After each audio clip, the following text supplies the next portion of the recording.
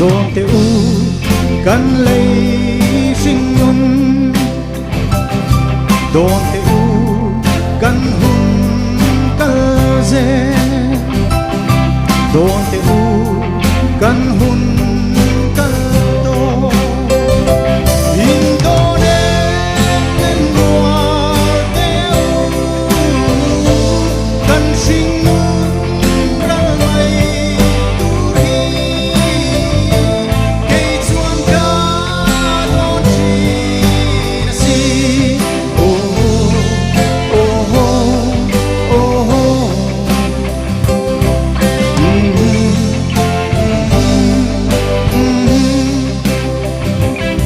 đồn te u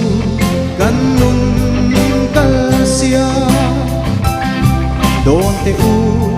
a her suale đồn te u dai ria chang tu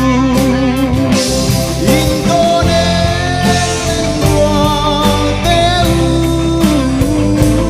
kan sinh ra mây tu hi cây chuông ca đón chi na si oh oh oh oh oh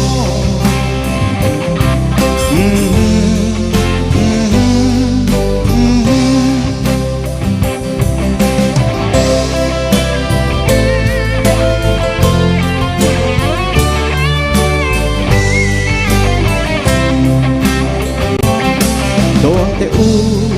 phăm trăng